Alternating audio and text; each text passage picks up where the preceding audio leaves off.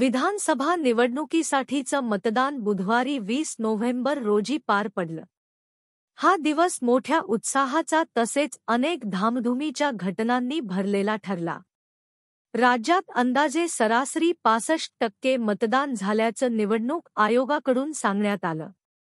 मतदानाच्या दिवशी कुठे बोगस मतदानाचा आरोप, कुठे मारहाण, हिंसाचार आणि धमक्यांच्या घटना दिसल्या तर कुठे मतदान यंत्रणेत गडबडगोंधळ असल्याची तक्रार अशा अनेक घटना घडल्या.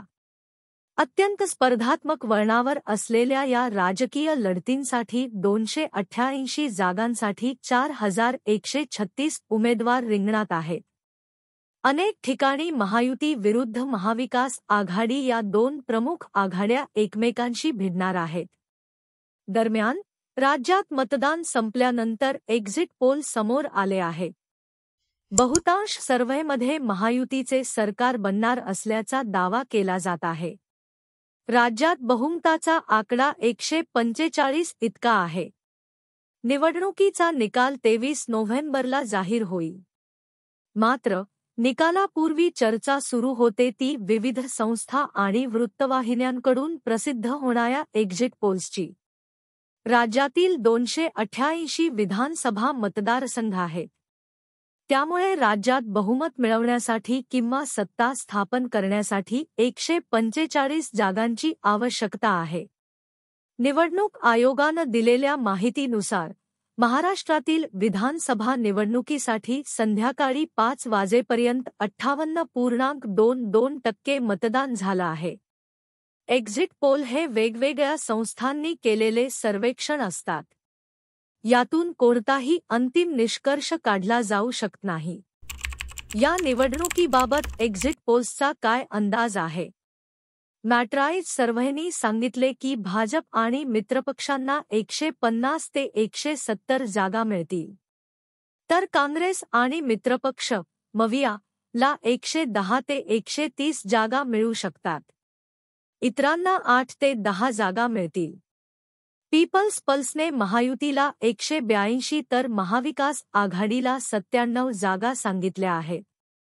चाणक्य स्ट्रॅटेजीजने महायुतीला 152 ते 160 जागा सांगितल्या आहेत, तर महाविकास आघाडीला 130 ते 138 जागा सांगितल्या आहेत. इतरांना 6 ते 8 जागा मिळतील असं त्यांनी सांगितले आहे. पी मार्कने सांगितले आहे की महायुतीला 137 ते 157 इतक्या जागा मिळतील तर मवियाला 126 ते 146 या इतक्या जागा मिळण्याचा अंदाज आहे. लोकशाही मराठी रुद्रच्या सर्व्हेनुसार महायुतीला 128 ते 142 तर महाविकास आघाडीला 125 ते 140 आणि इतरांना 18 ते 23 जागा मिळतील असं म्हटलं आहे. टाइम्स नाऊ जेव्हीसीच्या सर्व्हेनुसार महायुतीला 150 ते 167 आणि महाविकास आघाडीला 107 ते 125 आणि इतरांना 13 ते 14 जागांचा अंदाज वर्तवला आहे. दैनिक भास्करच्या एक्झिट पोलनुसार महायुतीला 125 ते 140 जागा मिळतील.